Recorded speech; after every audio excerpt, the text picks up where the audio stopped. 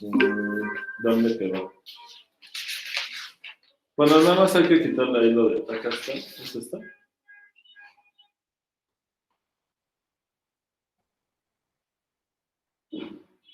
Entonces, esta, ¿verdad? A ver.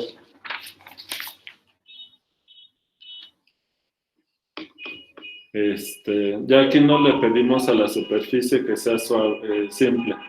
Nada más esto. Bueno, entonces, puede ocurrir que la superficie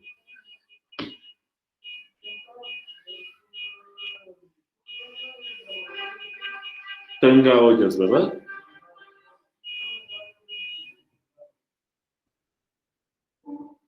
Entonces, la superficie es esta.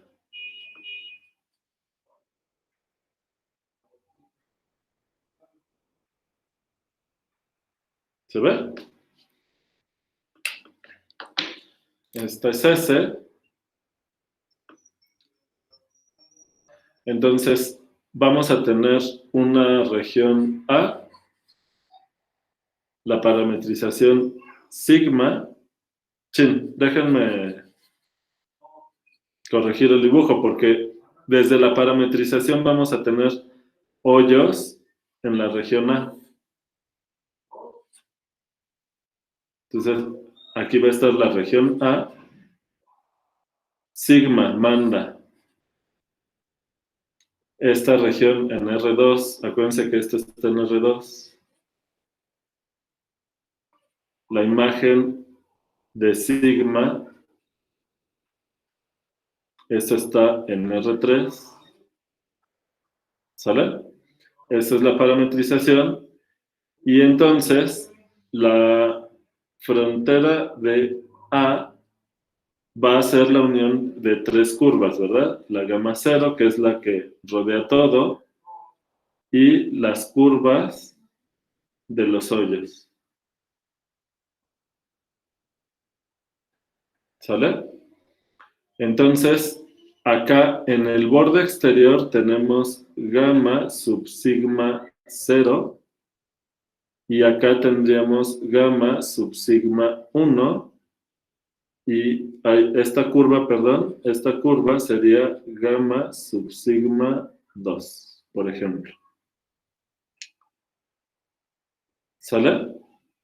Entonces, la frontera de A es la unión de las sigmas. De una vez le pongo desde I igual a 1, desde 0 hasta N, de las gamma I, donde gamma 0 rodea a la gamma I para toda I, desde 1 hasta N, ¿ok? Y ya nada más en lo que tenemos, ¿qué es el enunciado que tenemos que formular? ¿Qué nos decía el teorema de Stokes? El teorema de Stokes para superficies sin hoyos nos establece la igualdad entre la integral de superficie del rotacional con la integral de línea del borde de la superficie. Entonces, vamos a generalizar este resultado a superficies con hoyos. ¿Y se acuerdan del teorema de Green a regiones con hoyos? Era la suma de las integrales, ¿se acuerdan? Nada más en lo que había que tener cuidado era en el sentido del recorrido.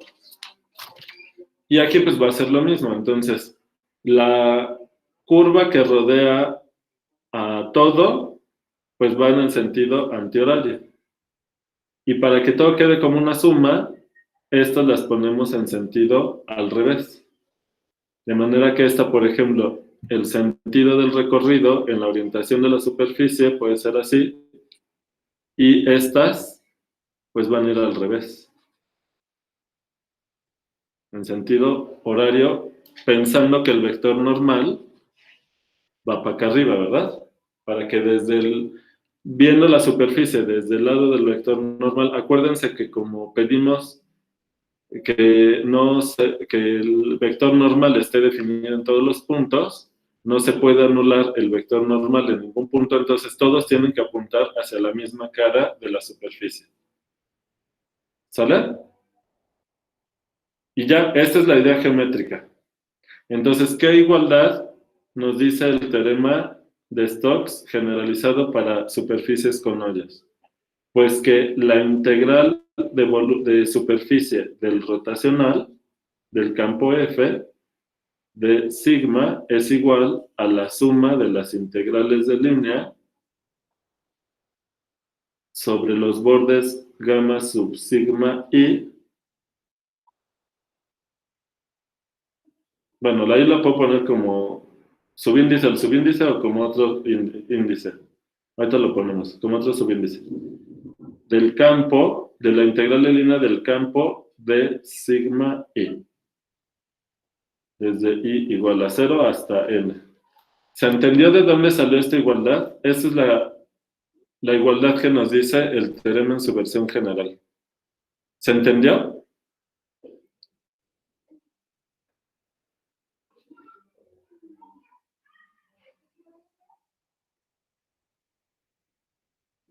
Bien. Entonces, va el enunciado del teorema. A ver si me cabe aquí. Teorema de Stokes para superficies con hoyos.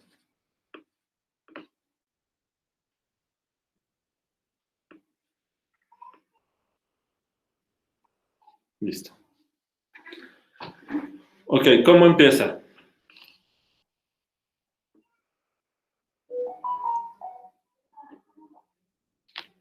A ver, les pongo aquí el anterior para que se guíen. A ver, ¿dónde me quedaré? David, antes de la superficie, ¿con qué empiezo?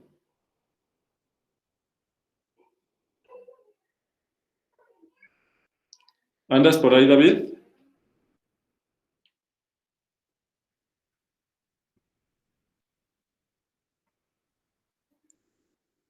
Esa nada más está. Vamos a ir metiendo en orden las hipótesis, Luis Manuel.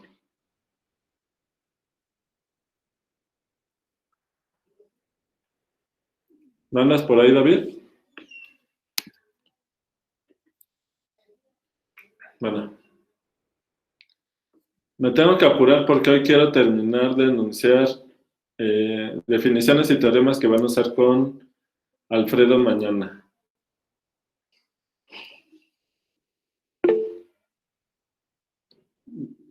Ajá. F de un dominio, ¿no? O sea, F de un dominio en R3 a R3. De clase C1, ¿verdad? C1 en D. Ajá. ¿Qué más? Va la parametrización de la superficie, ¿verdad? Sigma,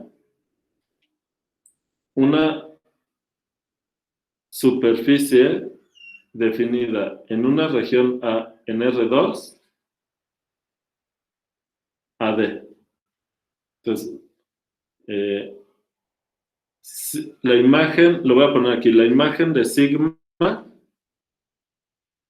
es S, ¿verdad? A acotado, Jordan medible.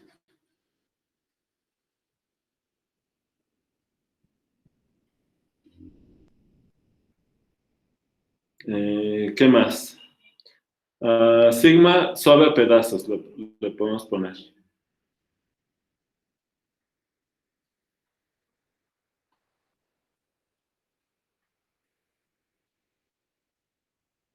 Ok. Ahora sí. Va la condición de la frontera, ¿verdad? La frontera de A va a ser la unión de las gamas, ¿verdad? De las gamas. Es la unión de gamma I desde I igual a 0 hasta N. Y vamos a darlas condiciones para la parametrización de las gamas. Gamma I es la imagen de sigma I. Ya no me acaban los paréntesis. Sigma 0, bueno, sigma I suave a pedazos, simple cerrada, para toda I desde 0 hasta n. Y ya lo del sentido es lo que sí cambia. Gamma 0 es antihoraria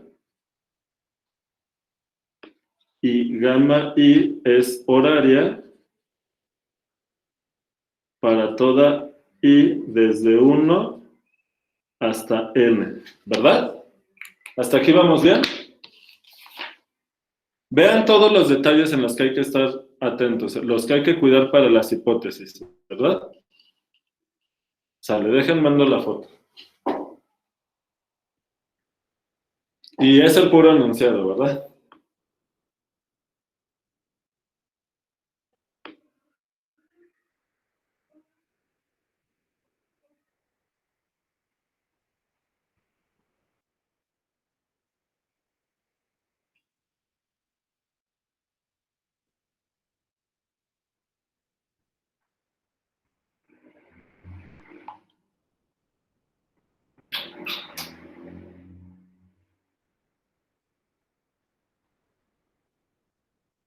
¿Hasta aquí vamos bien?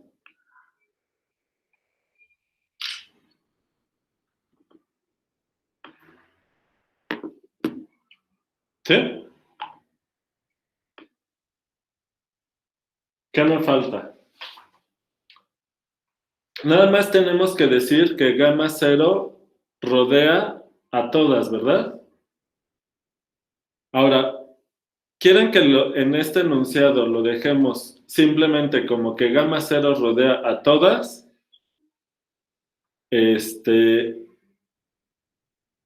O, ya que lo voy a terminar en otra hoja, lo escribo con detalle, ¿no?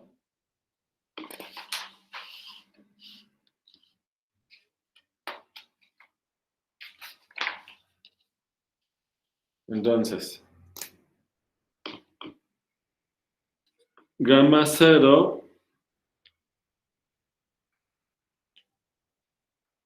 el complemento de gamma 0, como gamma 0 es simple cerrada, es la unión de dos abiertos, U unión B, con U acotado y V no acotado.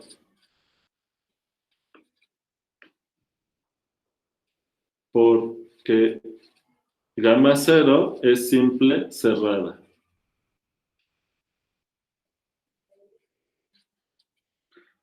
Entonces, las gamma is debe de estar contenida en la parte acotada para toda i desde 1 hasta n. Es decir, que gamma 0 rodea a las demás curvas. Uf. Y ahora sí, después de todas esas hipótesis, ¿qué tenemos? La igualdad de la integral. Y es que la integral de superficie del rotacional de f es igual a la suma de las integrales de línea sobre los bordes inducidos con estas parametrizas, no, gamma sub sigma i, desde i igual a 0 hasta n, y ya está. Eso es gamma, ¿verdad?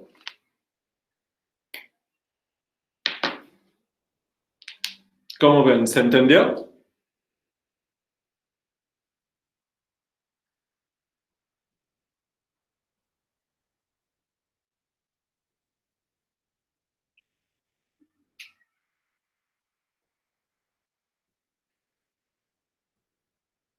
Perfecto. ¿Dudas, comentarios?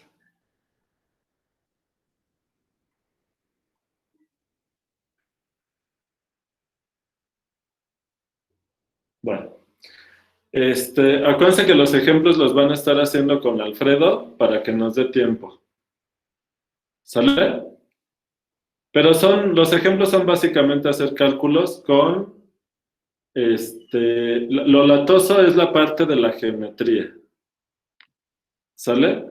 Obviamente aquí en cálculos se ven ejemplos sencillos. Si les atrae profundizar en estas cosas, pues ahí la invitación es a que lleven geometría diferencial. ¿Ok?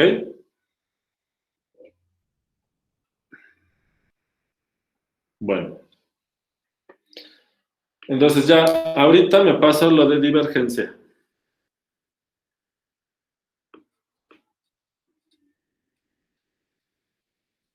En R3.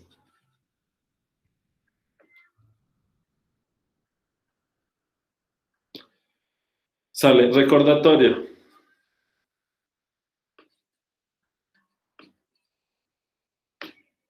Si F es un campo en R2, ¿qué cosa era la divergencia de F en un punto?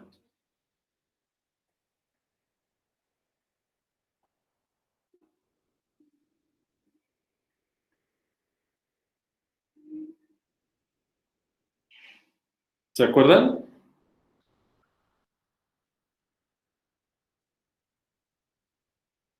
Lo definimos como el límite cuando R tiende a 0 de la integral de línea gamma R del campo, pero con la parametrización ortogonal, ¿se acuerda?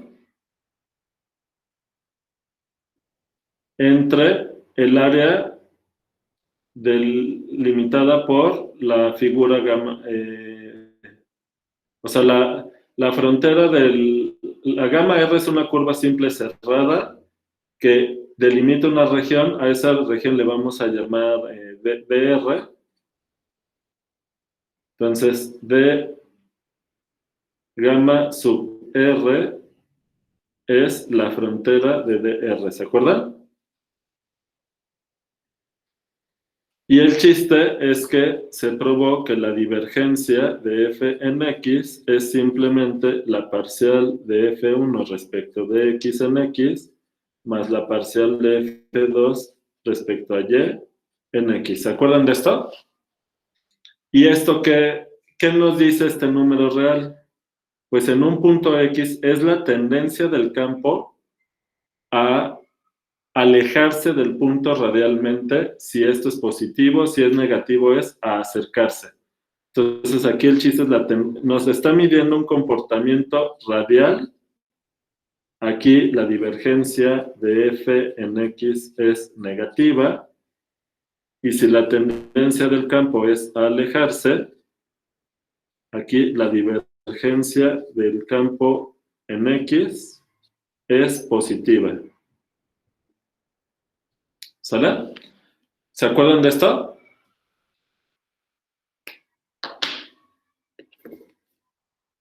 ¿Sí o no?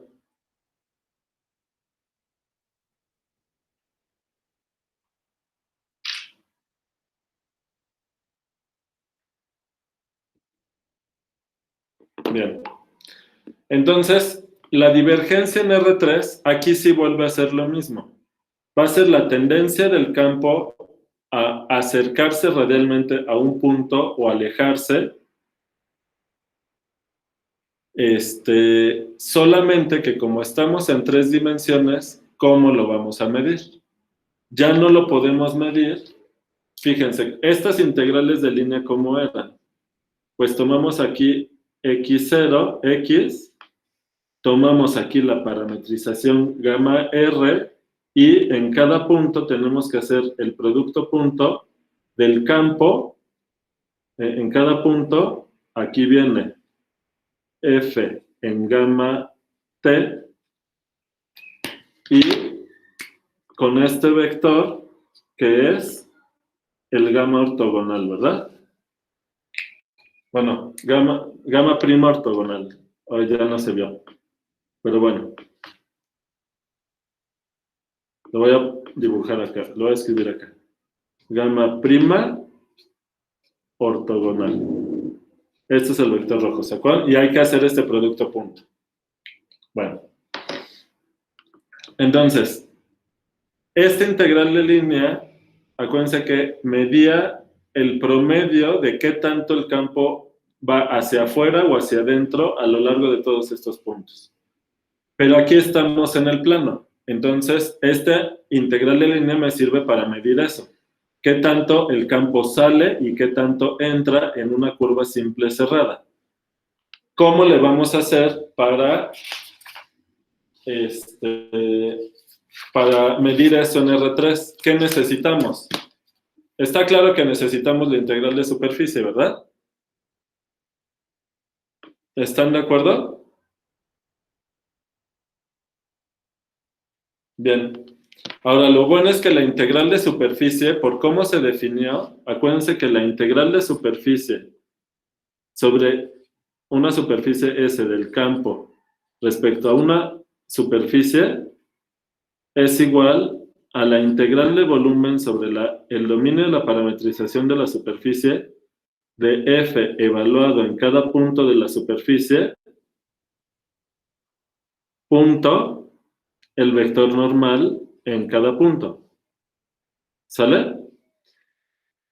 Como esto ya va, por cómo se elige la definición del vector normal, este vector ya apunta hacia afuera. Entonces, ¿qué vamos a necesitar aquí? Pues superficies simples cerradas, como la esfera, ¿verdad? Podemos tomar aquí ese R, que es la esfera de radio R,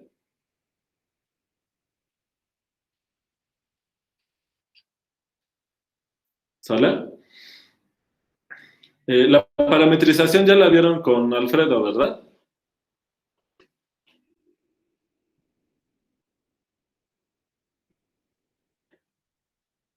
Bien, entonces. Vamos a tomar X en el centro de la esfera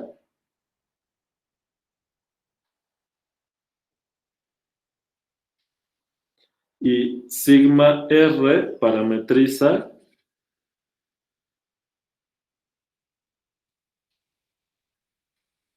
a SR simple cerrada, ¿verdad? Ahora lo que necesitamos es que en el caso de la esfera es muy fácil, pero en general vamos a necesitar que el diámetro de SR tienda a 0 conforme R tiende a 0, ¿verdad? Entonces, esto se tiene que ir haciendo chiquito. Entonces, esta integral de superficie sobre una superficie simple cerrada como la esfera ya nos da el promedio de qué tanto el campo sale, apunta hacia afuera en cada punto de la superficie y qué tanto entra. De manera que esta integral de superficie es positivo si en promedio el campo apunta hacia afuera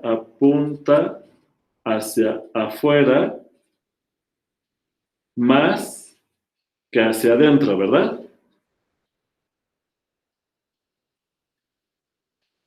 Si esta integral de superficie es negativa, pasa al revés, ¿verdad?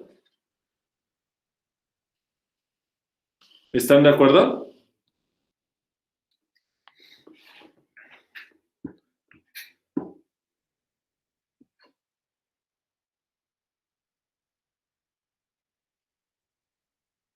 Bueno, ahora, ¿por qué en el caso de la divergencia en el plano, para definirlo como límite, tomábamos la integral de línea y dividíamos entre el área delimitada por la curva? Pues porque para campos no conservativos, esta integral de línea siempre es proporcional al área delimitada. Acuérdense que estamos trabajando en curvas simples cerradas. Entonces, siempre que tomas curva simple cerrada, esta integral de línea nos queda proporcional al área de la figura cuya frontera es gamma R. Por eso, para definir la divergencia como límite, dividimos esta integral entre esto, porque aquí ya nos queda la constante de proporcionalidad, y en el límite nos da justamente esa constante de manera puntual. ¿Sale? ¿Cómo que etática? No te entendí, Luis Manuel. ¿Cómo que sí es cero? Sí, o sea, se compensa la parte que sale de lo que entra, ¿verdad? Lo pongo aquí. Si la integral de superficie da cero, se compensa la parte que sale de la que entra, ¿no?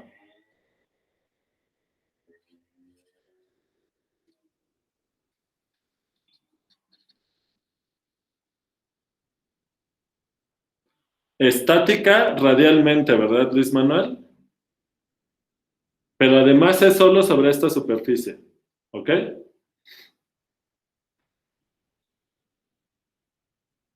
Bueno. Entonces, aquí la observación es que la integral de superficie va a ser proporcional ¿a qué cosa?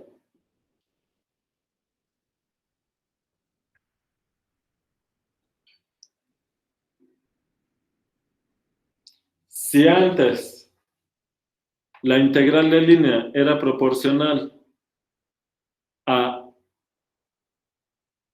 la divergencia, esta integral de línea, o sea, con gamma ortogonal, es proporcional a esto por el área delimitada por la curva. En este caso, ¿qué esperan que pase? Pues va a ser una constante que va a tener que ver con la divergencia, ¿verdad?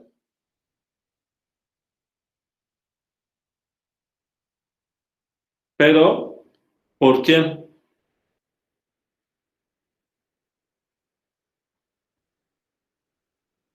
Ya no es un área, ¿verdad? La superficie simple cerrada es la frontera ¿de qué?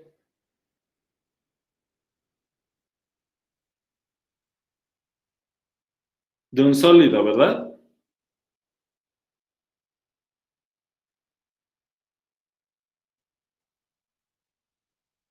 Entonces, las integrales de superficie van a quedar proporcionales al volumen le voy a poner omega, donde la frontera de omega es la superficie, de manera que omega es un sólido. Y la K va a ser la divergencia del campo en un punto X. Es lo mismo. ¿Se entendió?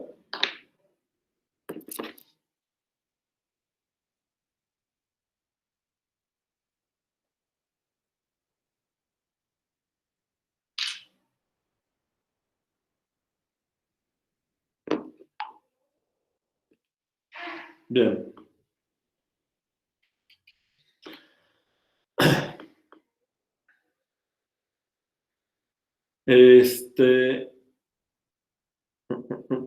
Y esto nos va a llevar al teorema de Gauss. Nada más antes. Antes de eso,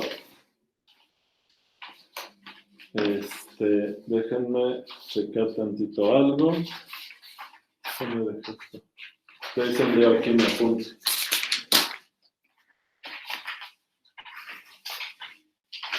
Ya lo extrañé. Okay. Entonces, antes de meternos con el teorema de Gauss, que va a tener que ver con esa proporcionalidad, ¿qué hicimos? Expresamos la divergencia en R2. Ay, ¿dónde quedó mi recordatorio? No les digo, estoy haciendo un lío aquí.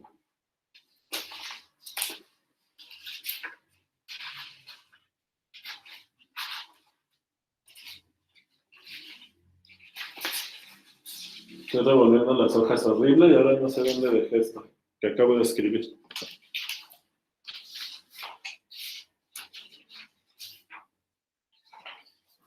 Aquí está. Aquí está el recordatorio.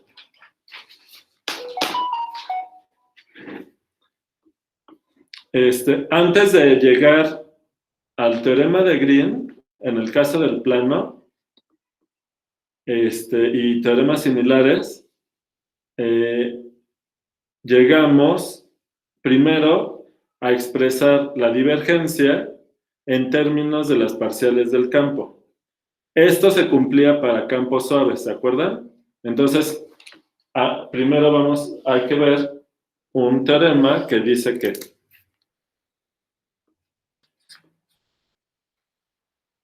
sea F, un campo en R3 de clase C1 en D, y con esto vamos a tener que la divergencia de F en un punto X va a ser ¿quién? ¿Qué creen que va a ser?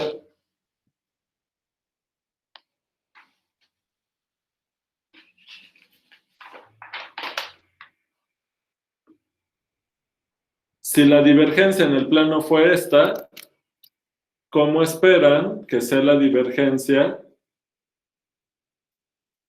en R3?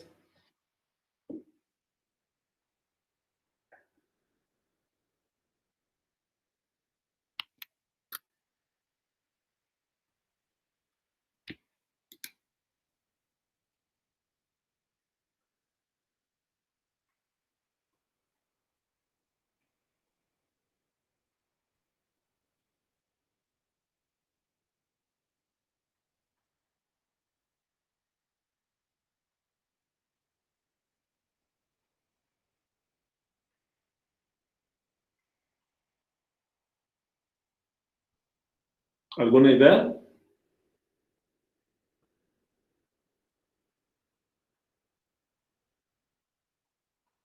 Esta es la fórmula para R2, ¿verdad?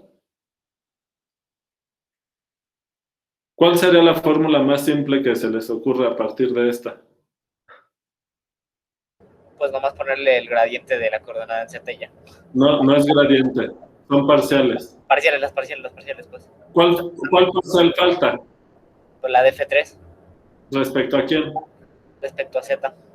Y es así de fácil es la fórmula.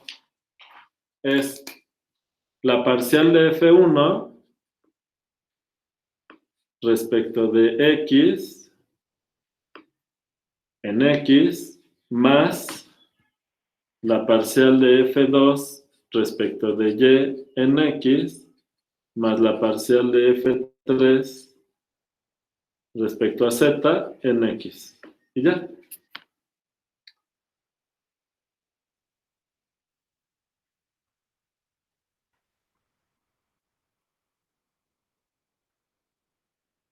¿Cómo ven? ¿Todo bien? Ahorita, antes de meterme a las demostraciones, les digo, quiero dejar enunciados todos los teoremas que vamos a ver. Bueno, entonces, noten que nuevamente la divergencia es un tipo de derivada. Entonces, por ejemplo, la divergencia de f más g pues va a ser la suma de las divergencias. La divergencia de k veces f pues va a ser k por la divergencia de f. O sea, es lineal, un operador lineal. Vuelve a ser un tipo de derivada, ¿de acuerdo? ¿Se entiende esa? Lo voy a poner aquí como observación. la divergencia de f es un tipo de derivada de f. ¿Sale? Bueno.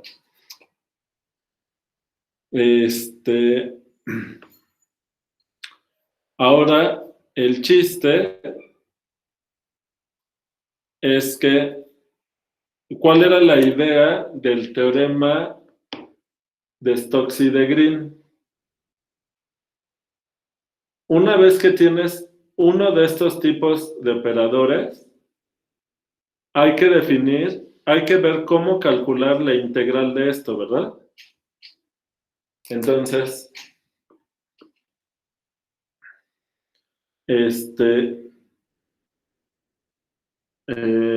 la idea, bueno, más bien no es la idea. El teorema de Gauss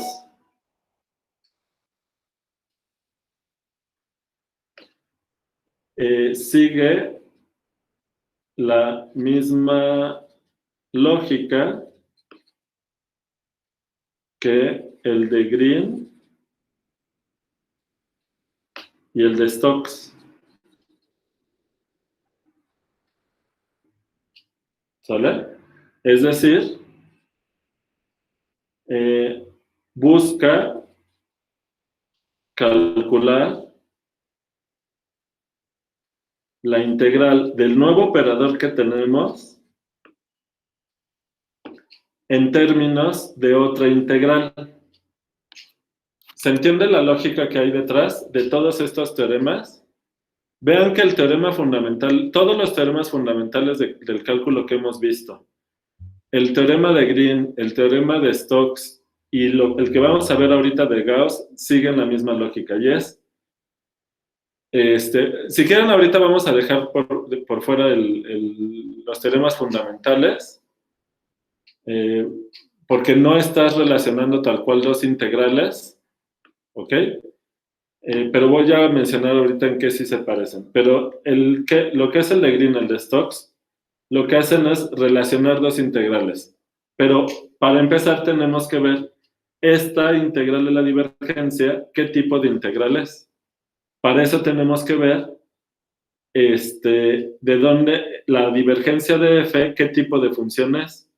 Entonces, la divergencia de f, ¿de dónde a dónde va? Pues está definida en cada punto del dominio de f. Entonces va de D, que está en R3, pero me da un real. Entonces, ¿qué tipo de integral vamos a usar para la integral de la divergencia?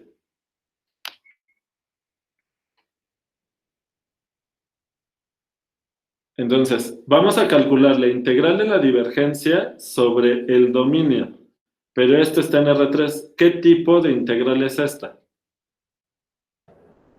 ¿Sería una integral de volumen? Es una integral de volumen, nada más que es un volumen cuatrodimensional, porque el dominio está en R3. ¿Lo ven? Ok. Entonces, esta de aquí es una integral de volumen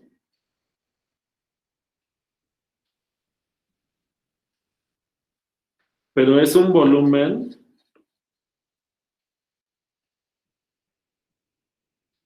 cuatrodimensional.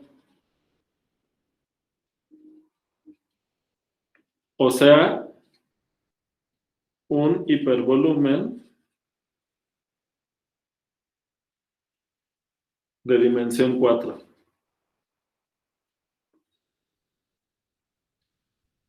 ¿Está claro? Ok.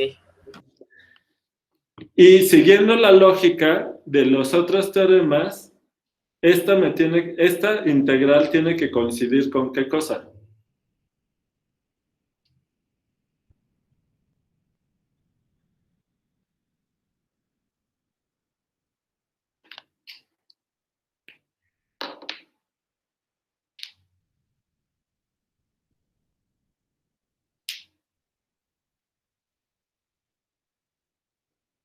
Ah, pues con la integral de línea, ¿De línea? ¿no? A ver, ¿qué te decía el teorema de Green?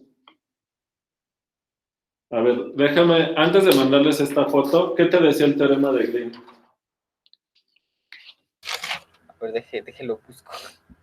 A ver, teorema de Green, ¿qué te decía? Que la integral del rotacional de F sobre ¿quién? Sobre un dominio D que está en R2, Ajá, es igual a la integral en la frontera de D de F. en la frontera de D, pero esta es una integral de línea, ¿verdad? Ok, sí, eso sí. Entonces, ¿aquí qué tiene? Aquí está D, aquí está la frontera de D, que es la gamma, que es la imagen de gamma, minúscula, ¿verdad? Parametrizada así, ¿ok? Entonces, la integral del operador que les da un tipo de derivada de f sobre toda esta región coincide con la integral del campo en el borde del dominio. ¿Y qué les dice el teorema de Stokes? Que si tú tienes una superficie en R3 con borde inducido por la parametrización gamma, ¿qué nos dice? Que la integral del rotacional de f de la integral de superficie les da la integral de línea del campo en el borde inducido.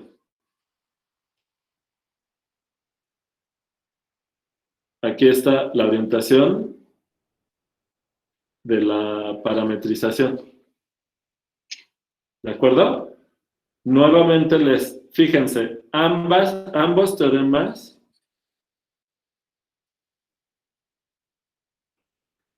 relacionan la integral de un tipo, de una derivada especial, de una derivada especial de f en su dominio con la integral en el borde de línea, en el borde del dominio.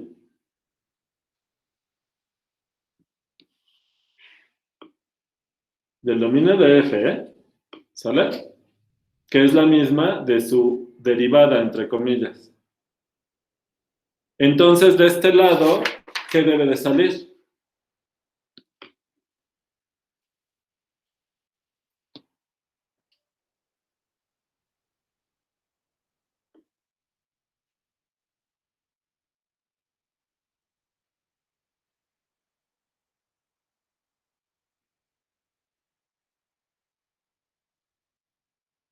¿Qué me debe de quedar acá?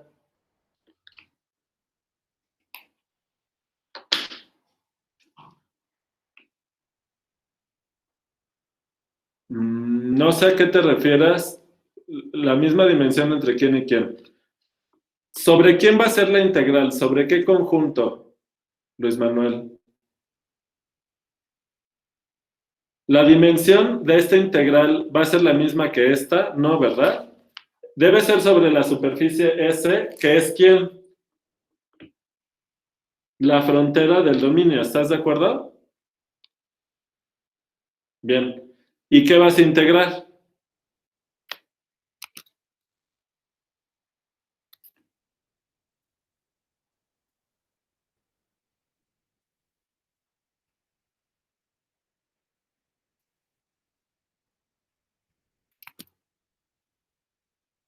¿Cómo?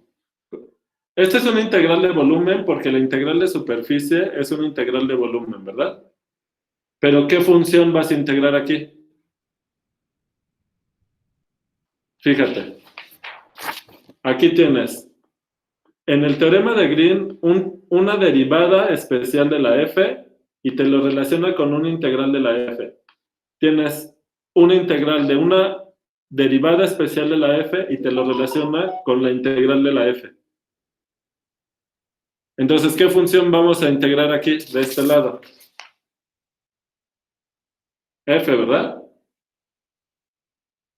Pero como estamos integrando sobre la frontera del dominio de la divergencia, pues como esto está en R3, su frontera en general va a ser una superficie.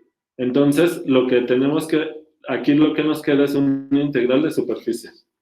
Y ese es el teorema de Gauss. ¿Se entendió? ¿Se ve la lógica que hay en los tres teoremas?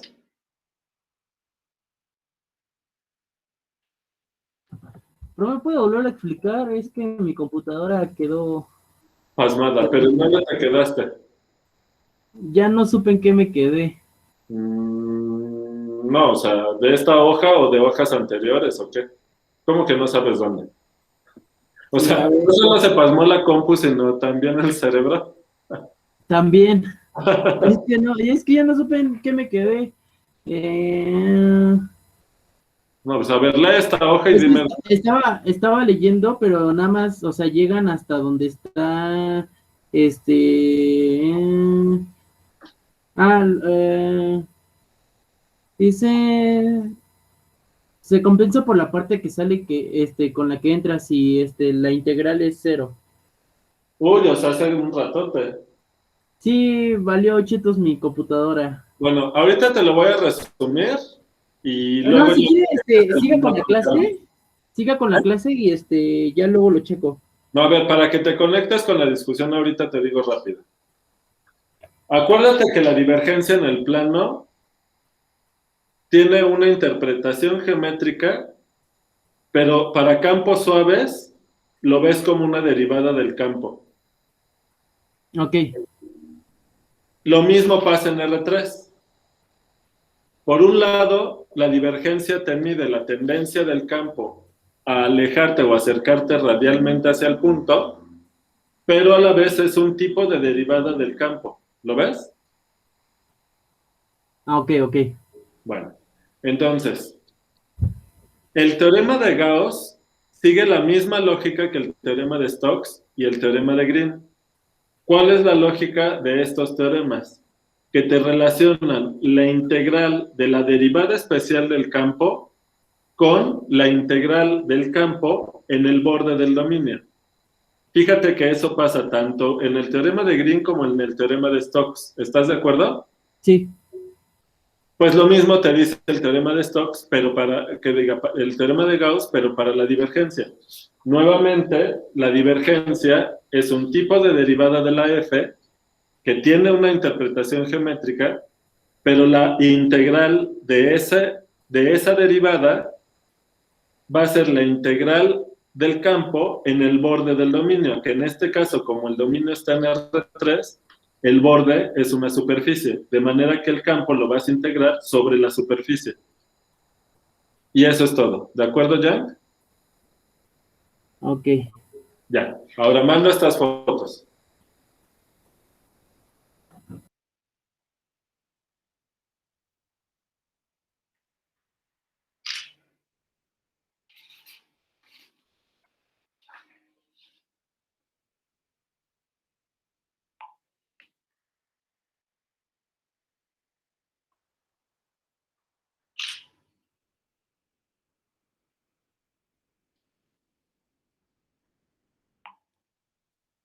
Ok. Entonces, fíjense que la conclusión del teorema de Gauss, una vez que estás familiarizado con los teoremas de Green y de Stokes, la igualdad no aparece tan extraña, ¿ok? Yo sé que todas estas son cosas nuevas, no digo que sea trivial, pero conforme se van viendo ejemplos de este tipo de comportamientos, de integrar operadores operadores diferenciables, bueno, ¿me entienden? Operadores que son tipo derivada del campo, con la integral del campo en el borde del dominio en cuestión, ya esta identidad no es tan sorprendente. Ahorita, si nos da tiempo, vemos por qué geométricamente pasa eso. ¿Sale? Ahorita lo checamos. La tosa de todos estos teoremas es tener cuidado con enunciar las hipótesis para que todo quede bien, ¿verdad? Esa es la parte latosa. Ok, entonces, para enunciar el teorema de Gauss, ¿qué necesitamos? Para que esto se comporte como una derivada del campo, necesitamos que se cumpla esto. Es decir, necesitamos campos de clase C1. Para que esta integral de volumen esté bien definida, ¿qué le necesitamos pedir a D?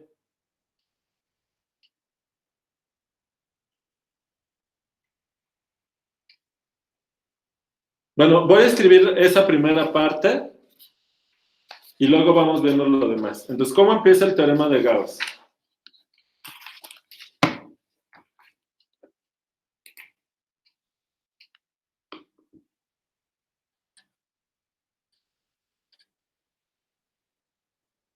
¿Cómo empieza?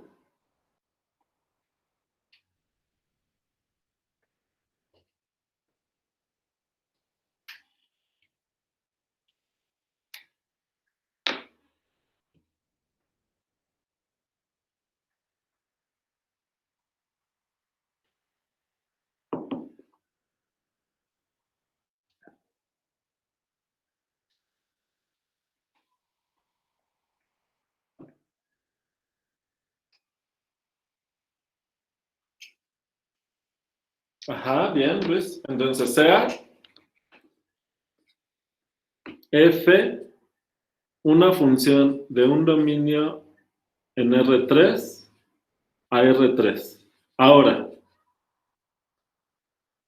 dentro, en lugar de darle igualdad en todo el dominio, vamos a meter un sólido dentro del dominio cuya frontera sea una superficie y todo quepa dentro del dominio. ¿Ok? Como le estuvimos haciendo con los otros teoremas, que dentro del dominio metíamos un conjunto particular. ¿Sale? Entonces, sea, bueno, omega dentro de D,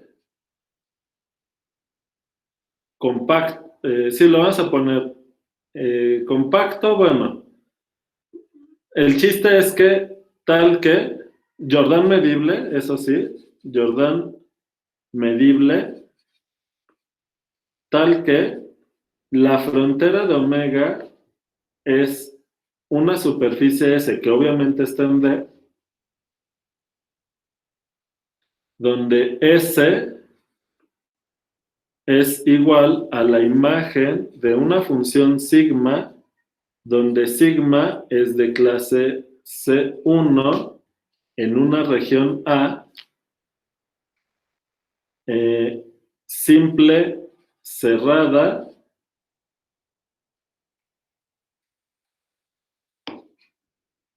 ¿verdad?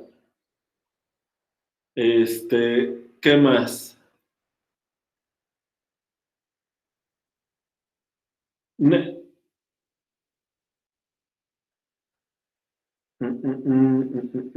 Ok, tal, simple, cerrada, y el normal, tal que el normal de sigma en cada punto X, le vamos a llamar S y T a las variables de la parametrización sigma.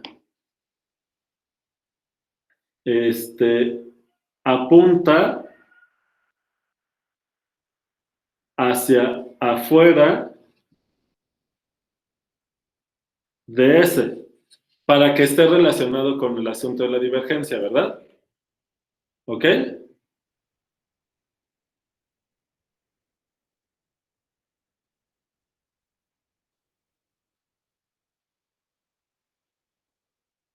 ¿Qué más? ¿Qué más necesitamos? para poder dar esto. Aquí en lugar de D, en lugar de hacerlo sobre todo el dominio, es sobre omega. Ya es de orden medible, de manera que esto ya está definido. La S va a ser la frontera de omega y ya tenemos la parametrización con la orientación correcta. Nada más creo que me faltó en la definición de la divergencia como límite. ¿Dónde escribí eso? Acá.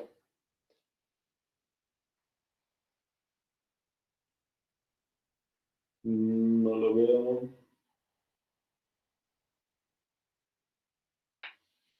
O sea, nada más acá. O sea, no lo quedó implícito cuando dije, fíjense que aquí cuando dije que la integral de superficie es positiva, significa que en promedio el campo sale más de lo que entra, ya estamos diciendo implícitamente aquí que la parametrización de sigma es de tal manera que los vectores normales apuntan hacia afuera.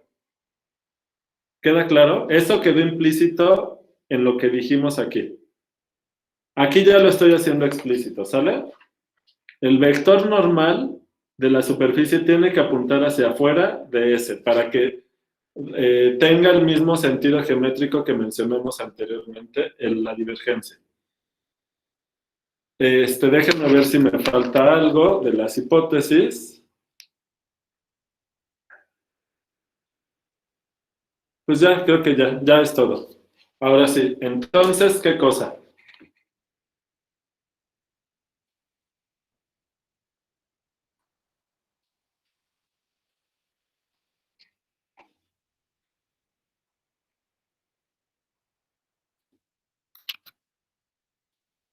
Entonces, ¿qué? Pues ya tenemos la igualdad, ¿no? Ah, no, aquí no está. Ahora dónde dejé esa hojita. Aquí está. Es esta igualdad, solo que es sobre omega. Entonces, la integral de volumen sobre omega de la divergencia de F es igual a la integral de superficie, donde esto es la frontera de omega, del campo de sigma. Y ya está. ¿Cómo ven?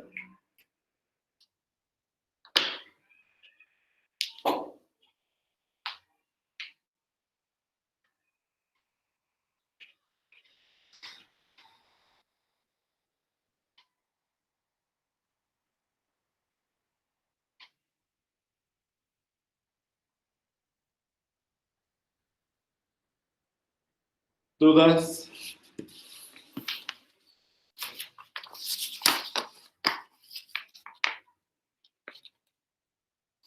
Está bonito, ¿verdad? Bueno, va la idea geométrica de por qué se vale este teorema.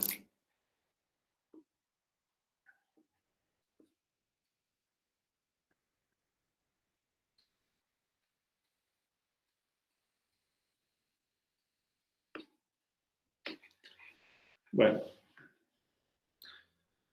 Voy a hacer la idea sobre cubos, porque para calcular la integral de volumen, ahorita me voy a tomar omega como una caja en R3, o sea, es el producto cruz de 3 intervalos, cruz y 2, cruz y 3. Entonces, omega ahorita es esta caja para simplificar toda la idea. ¿Sale? Esto es omega. La caja rellena, ¿eh? Es un sólido. Acuérdense que es sólido. Bien. Entonces, ustedes ya saben que la integral esta, por definición, pues es aproximadamente igual a una suma de Riemann, para cuando la norma de la partición es suficientemente pequeña. Como estamos en R3, las particiones van a tener 3 coordenadas, entonces tendría que poner 3 índices, pero para no enredar todo con tanto índice, simplemente voy a poner I en un conjunto de índices I, ¿y qué va? La función evaluada en algún punto xi y por el área de cada una de las subcajas inducidas por la partición. Acuérdense que como el dominio de la función está en R3, cuando demos una partición, me está dividiendo esta caja en subcajas. ¿Está claro eso, verdad? Bien. Entonces, RI es una subcaja de una partición P. Y esta semejanza se da porque la norma de P la estamos tomando cercana a 0, obviamente.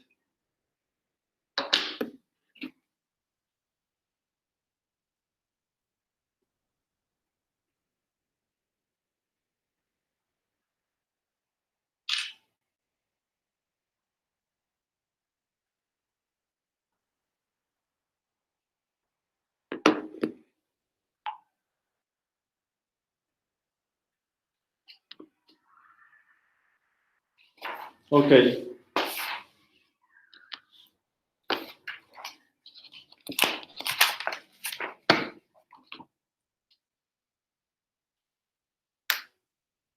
Ay, perdonas, tengo que anotar una idea porque se me acaba de ocurrir algo respecto a otro problema. Nada, dale un momentito. Ah, ¿es de su investigación? No, del problema en ciencias. Luego les cuento. Ahorita les cuento si quieren.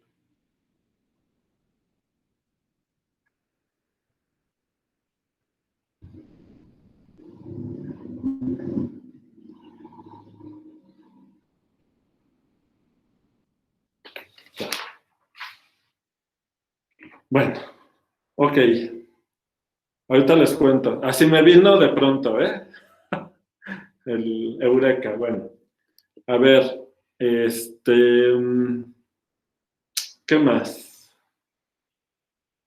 ¿Qué más? ¿Qué más? ¿Qué más? Ok. Bueno, entonces,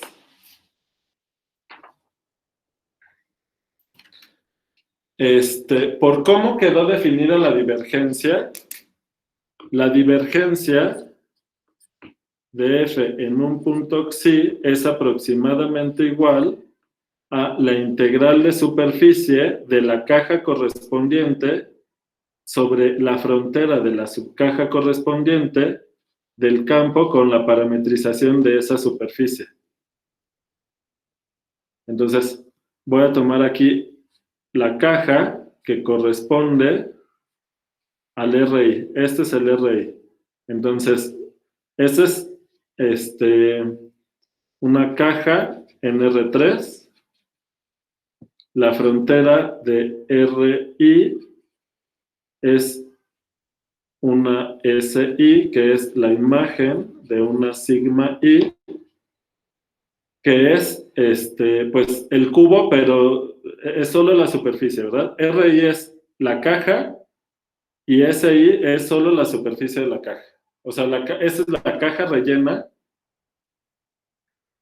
es un sólido, mientras que SI es la caja, pero solo es la superficie. ¿Sale? Bien. Entre el volumen de la tal caja. De manera que la divergencia de F en xi por el volumen de esta caja es aproximadamente igual a esta integral de superficie, sigma I. ¿Están de acuerdo?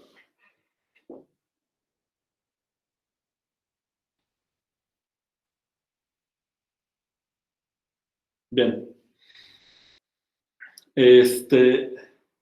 Pero esto, ¿a qué se parece? Como ustedes pueden elegir la xi, pues esto es justo por el teorema del valor medio para la integral. Esto es justamente la integral sobre esta caja de la divergencia de F. ¿Están de acuerdo?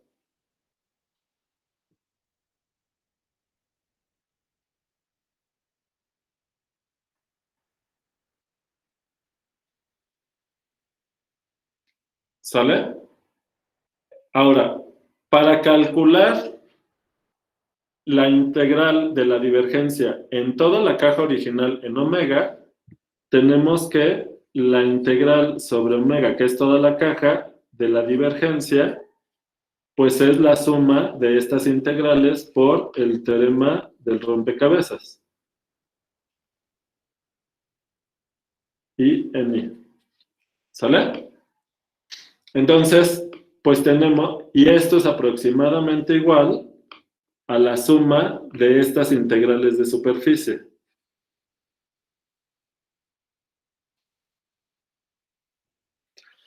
Pero ¿qué ocurre? Que cuando ustedes tienen dos cajas así pegaditas,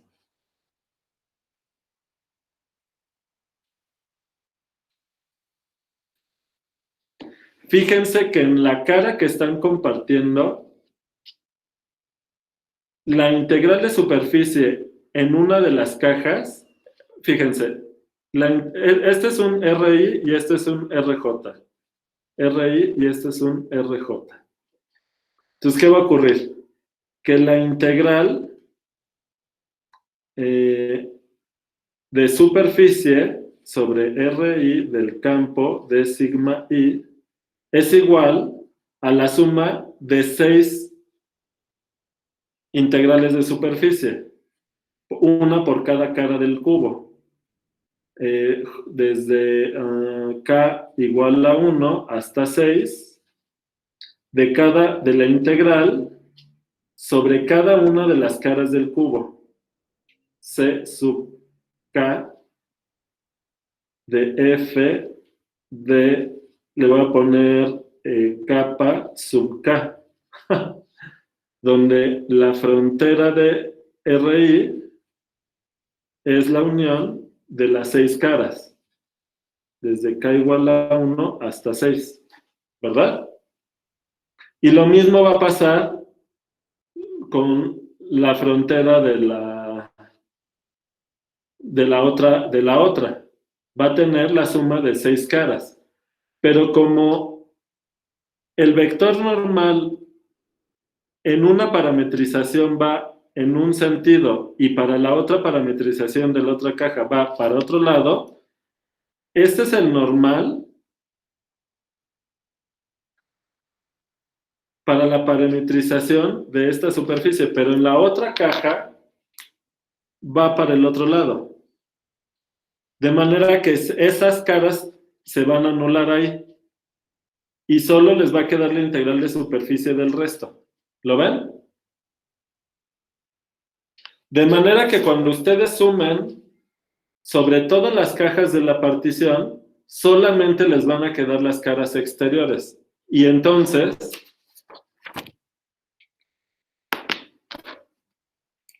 lo que van a tener es que la suma de las integrales de superficie...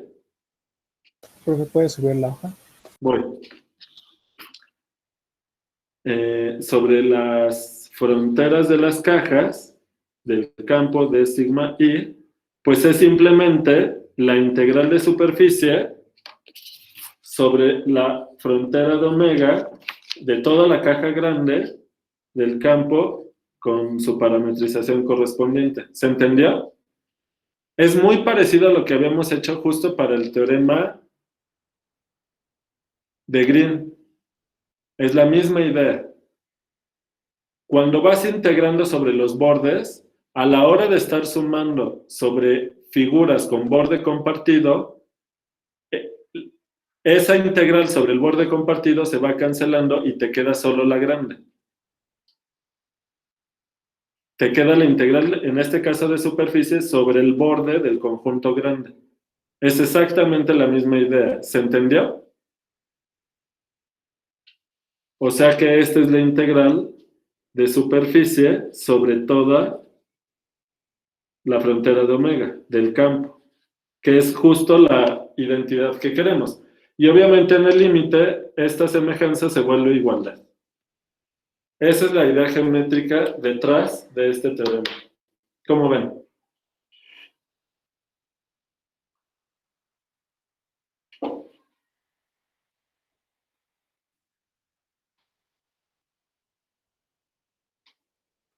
Vean que son esencialmente los mismos tipos de argumentos, las mismas propiedades que están haciendo que los teoremas se cumplan, las mismas propiedades básicas, etc. Lo único que va cambiando es la dimensión del problema. O sea, la dimensión del dominio del campo, pero de ahí en fuera, cualitativamente, las construcciones son muy similares, los argumentos son prácticamente los mismos. ¿Están de acuerdo?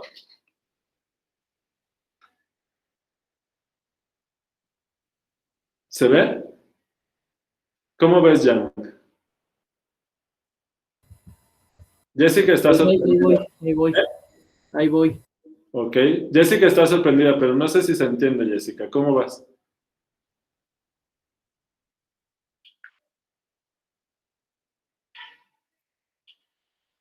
¿Puede mandar la foto?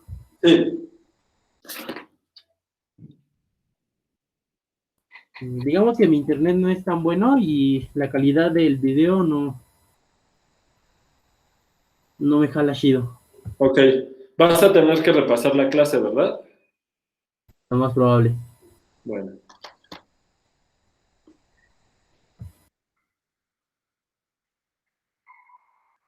Ajá, sí, sí. Y bueno, pues ya que mencionas eso, Luis Manuel, ¿cómo ven si enunciamos de una vez el teorema de Gauss para regiones con hoyos?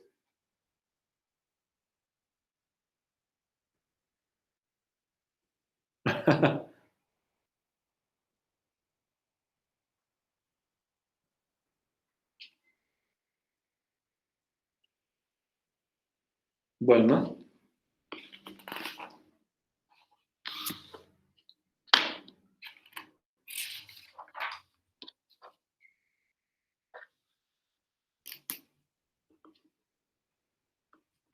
teorema de Gauss para regiones con hoyos.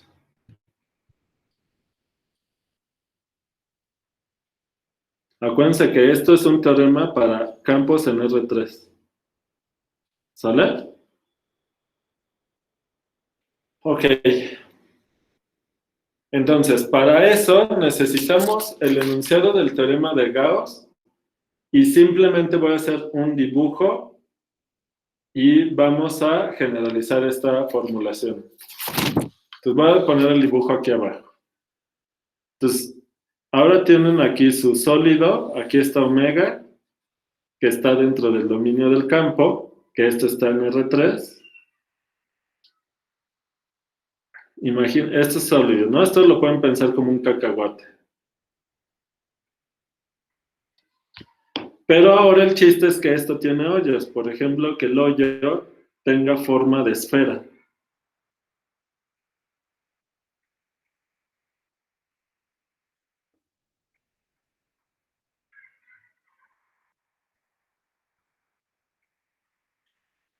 Pero esta esfera está dentro, o sea, no se ve desde fuera, ¿ok?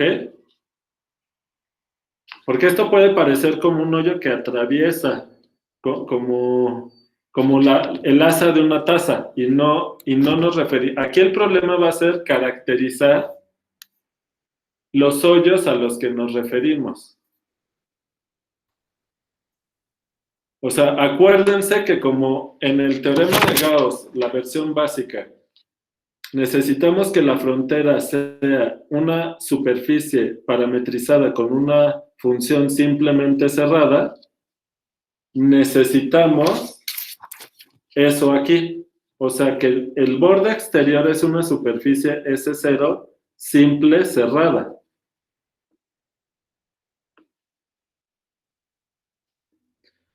¿Sale?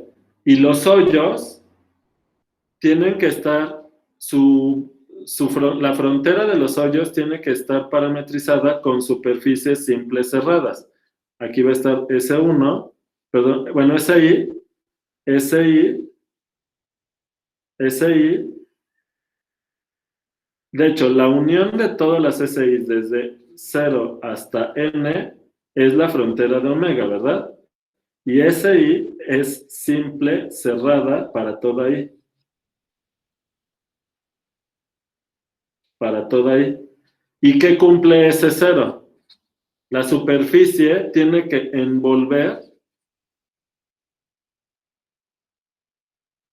a SI para toda I desde 1 hasta a todas las demás.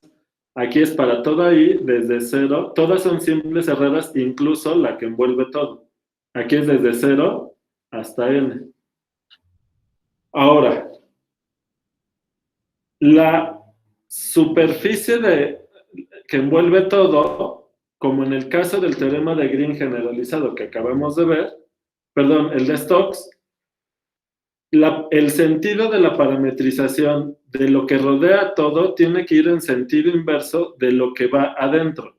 Entonces aquí, para la superficie S0, el vector normal va hacia afuera, pero en el caso de los hoyos, voy a poner un hoyo aquí adentro que se note más. Aquí, un hoyo está así, pero está adentro, envuelto por S0, ¿eh? O sea, aquí la superficie verde envuelve a esto, ¿sale? Y lo rojo está adentro de la superficie verde.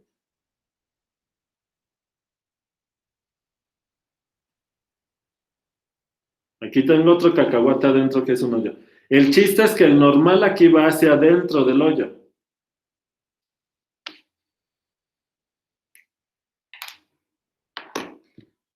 Y ya la integral de la divergencia sobre omega va a ser la suma de las integrales de superficie en todas las SIs, solamente que la S0 tiene la orientación normal y las superficies que envuelven a los hoyos están parametrizadas con el sentido inverso, es decir, que el normal va hacia adentro.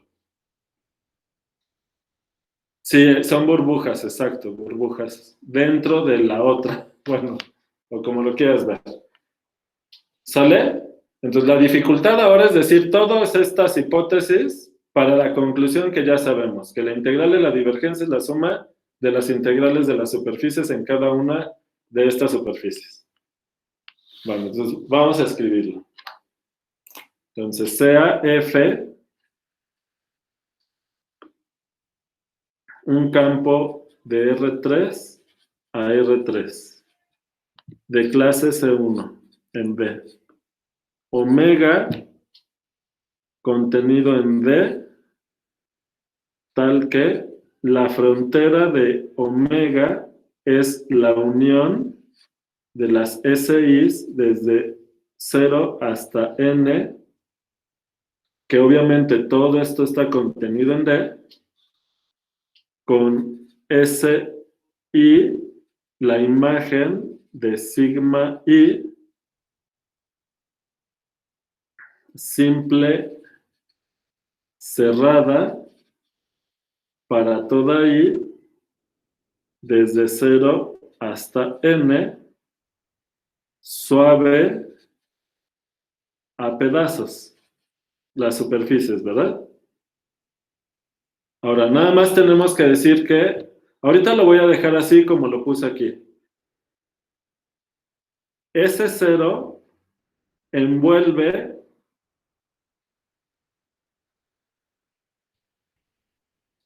a SI para toda I desde 1 hasta N. En otra hoja vamos a explicar qué es esto de envuelve. ¿Sale? Ahora,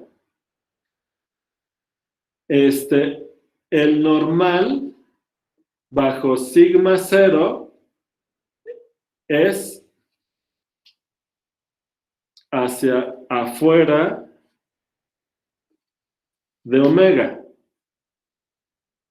Noten que en el caso de las parametrizaciones de los hoyos, los vectores normales también van hacia afuera de omega, porque la superficie roja envuelve un hoyo, o sea, lo que está dentro no está dentro de omega. Entonces, lo voy a poner aquí. Los normales en sigma y también apuntan hacia afuera de omega, pero en particular hacia dentro de los hoyos. Y ya. Esto es para toda i desde 1 hasta n. Y entonces, ya la integral de la divergencia de f sobre omega es la suma de las integrales de superficie sobre SI del campo de sigma i desde i igual a 1 hasta 0, desde i igual a 0 hasta n. Uf, me quedó ahí muy encimado, pero ya quedó.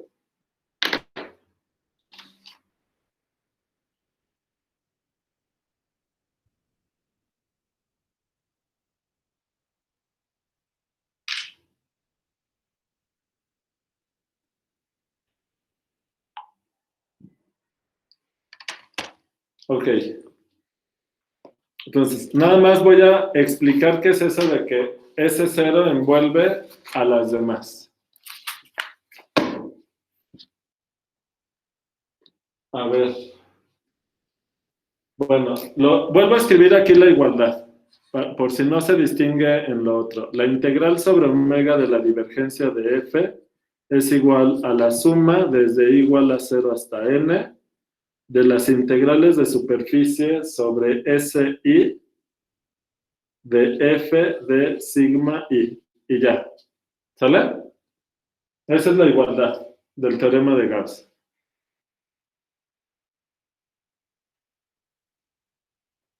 ¿Ok? Bueno. Ahora, ¿qué significa que S0 envuelve a las demás? Bueno, pues nuevamente, como S0 es una superficie simple cerrada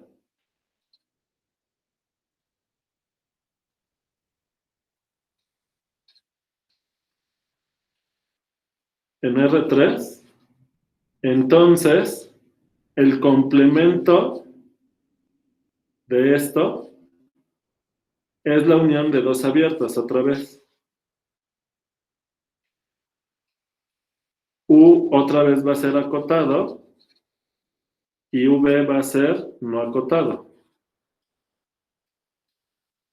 Entonces, SI está contenido en la parte acotada del complemento de la superficie para toda I desde 1 hasta N.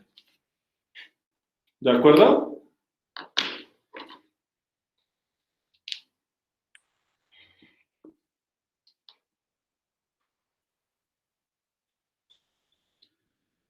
Ahora, fíjense que en el teorema de Stokes generalizado para regiones con hoyos, estamos utilizando una idea geométrica bastante elemental, vamos a decir. Aquí está. Fíjense. En el caso del teorema de Stokes para regiones con hoyos, lo que dijimos es que gamma 0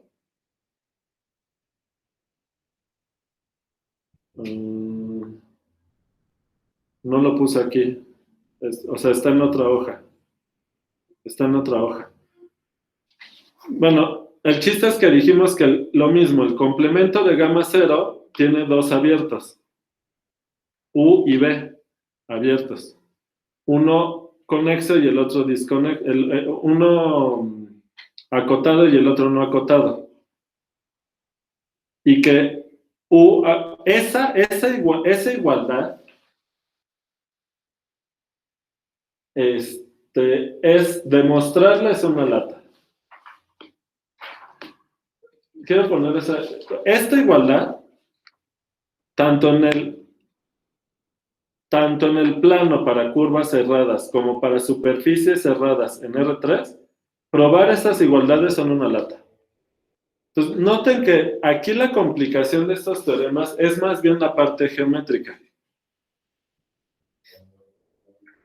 Bueno, no quiere decir que la parte del cálculo integral sea trivial. O sea, obviamente podemos decir que la parte más difícil de estos teoremas es la parte geométrica, partiendo de que llevamos por lo menos 2 semestres trabajando en cosas de integral.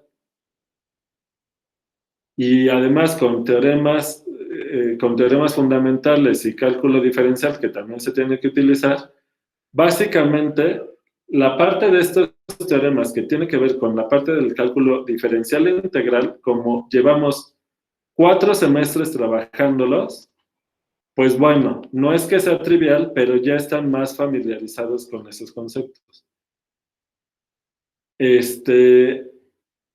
La parte geométrica, aunque han llevado cursos de geometría, las herramientas que se requieren para poder hacer esto con sencillez, pues realmente todavía no se tienen. Por eso les digo que si les interesa esa parte, necesitan llevar cursos de geometría diferencial. ¿Sale? Bueno. Nuevamente, como ocurrió con el teorema de Green, no, la demostración para el caso más general es una lata. Entonces, lo que se hace es utilizar regiones tipo 1, 2 y 3 para utilizar Fubini. Nosotros no hemos definido regiones tipo 1, 2 y 3 en R3, pero básicamente es que la frontera la puedes ver como gráficas de superficies, de funciones.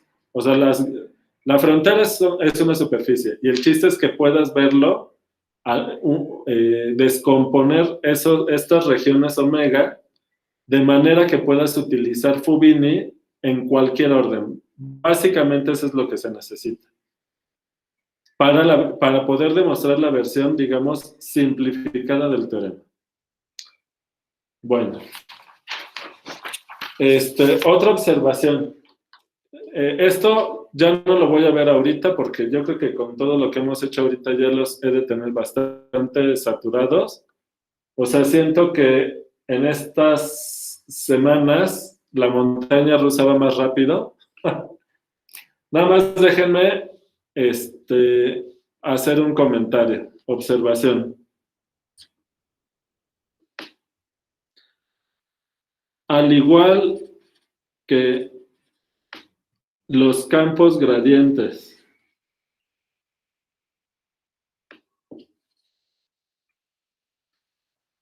en R2 son aquellos que tienen primitiva,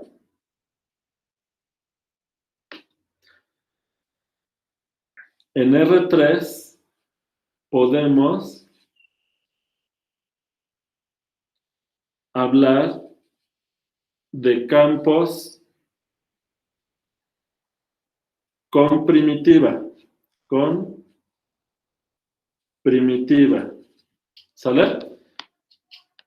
Estos, a los que en R3 podemos hablar de campos con primitiva, les vamos a llamar campos solenoides. Y vamos a hablar de esto el viernes, pero ya hoy siento que ya es mucho.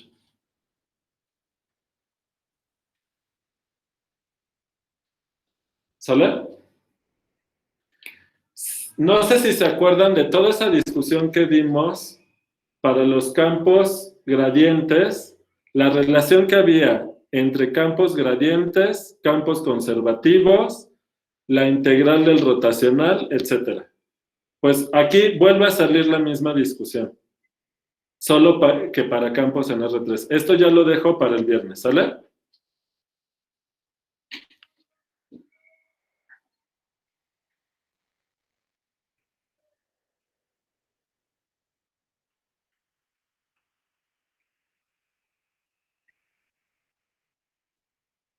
Bueno, a ver, ¿qué falta? ¿Qué nos falta? ¿Qué vamos a hacer?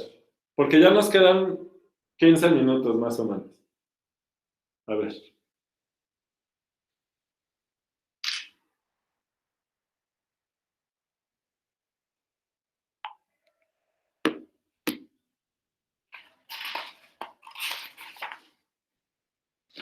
Entonces, ¿qué nos falta?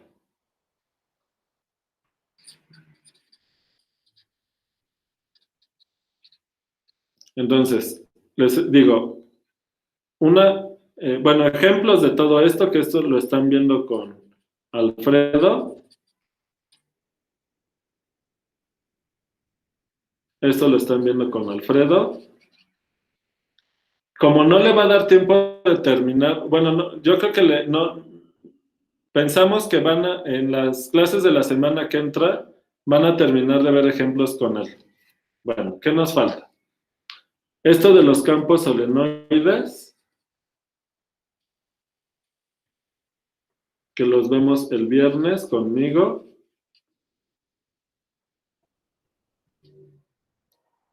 Y hasta aquí, bueno, a ver, las demostraciones, un comentario, las demostraciones de lo de hoy, ¿qué demostraciones?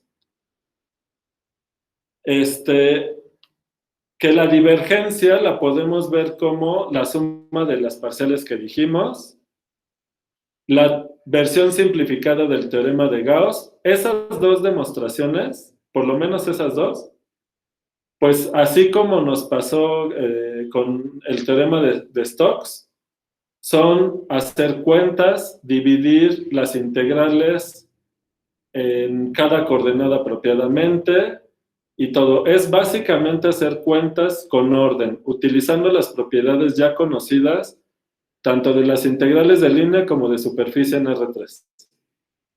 ¿Sale? Como son bastantes cuentas, ahorita pues obviamente no me da tiempo de hacerlas. Esas cuentas, a ver si se pueden hacer la semana que entra, si no, hasta ya después, porque quiero, o sea, básicamente hasta aquí llega la última evaluación.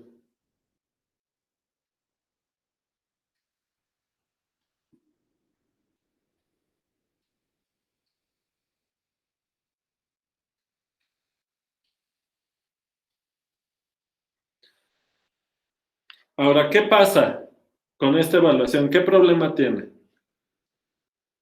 Que en la teoría, digamos, hay aspectos con los que están muy familiarizados porque son cosas que se han estado trabajando, les digo, a lo largo ya de 2 años, pero la parte nueva tiene que ver con cosas que hacer las demostraciones con detalle es bastante complicado, ¿ok?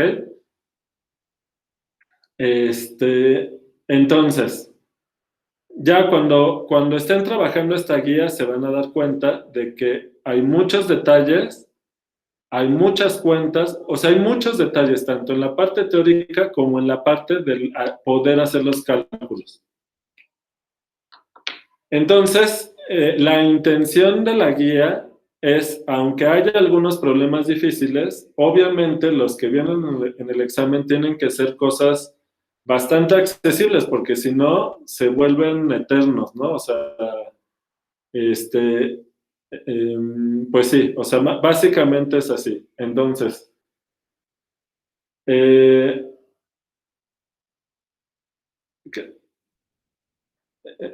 algo les quería comentar de esto. Bueno, pues ya. Cuando tengamos oportunidad de trabajar en esta guía, de hecho ya en los cálculos con Alfredo han visto y los que hemos hecho nosotros han visto que son de mucho detalle. La parte teórica de los teoremas también, o sea, las hipótesis son muchas hipótesis en cada uno de los teoremas. Tan latoso es que ni siquiera podemos dar la demostración de los casos más generales de estos teoremas, se tienen que hacer versiones simplificadas por el grado de laboriosidad que tienen hacerlos en el caso general. Bueno, yo me he enfocado en la exposición de estos teoremas en ir resaltando la parte que tiene que ver con las ideas que realmente se van a generalizar en lo de formas diferenciales. Formas diferenciables. Entonces, ya regresando, o sea, en agosto, básicamente, en agosto, vamos a ver, les había comentado, bueno, en agosto se trata de preparar el último parcial, y ahí van a salir varias de estas cosas. Preparar el último parcial,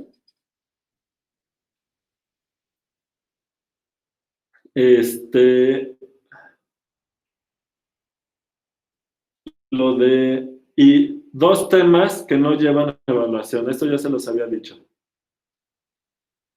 Porque además nada más vamos a dar literal una embarradita.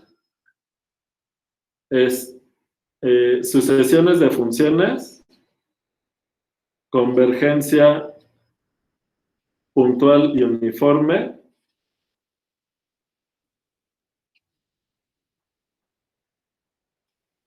son temas que van a abordar más con más detalle en otros cursos, y formas. Esto no lo ven todos, pero para quienes vayan a llevar geometría diferencial, sí lo verán. En física trabajan mucho esto, pero esta herramienta es la que permite dar la forma más general del teorema fundamental. De todos estos teoremas, el de Green, el de Gauss, el de Stokes y todos los que hemos visto, son versiones particulares del teorema fundamental del cálculo, ya en su versión más general.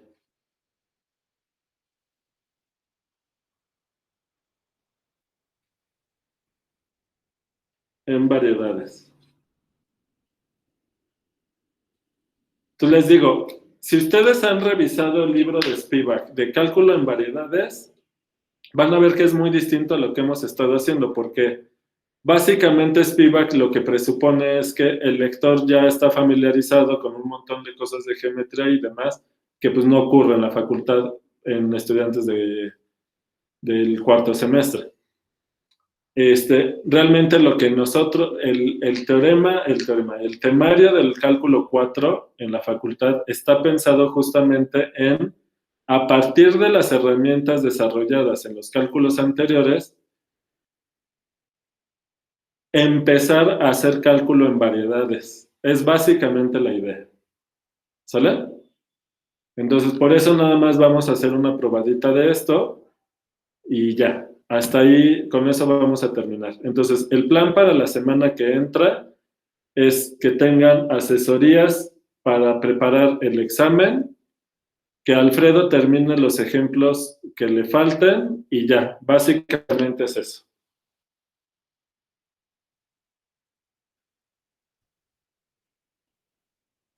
Entonces, yo voy a salir de aquí, de la ciudad de Durango, y voy a estar en una localidad donde casi no hay internet.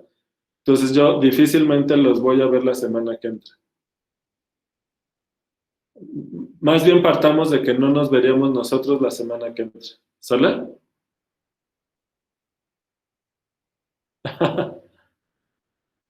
Sí, ya me estoy preparando para eso. Miren mi ropa.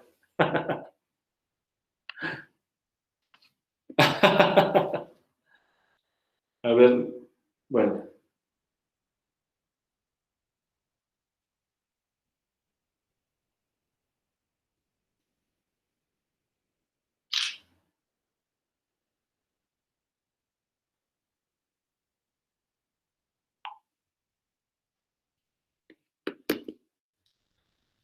Ok, bueno, pues no sé si haya dudas o comentarios.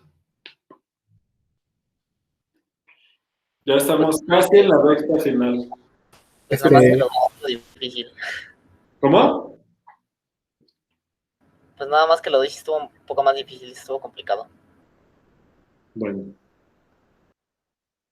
pues vamos a checar.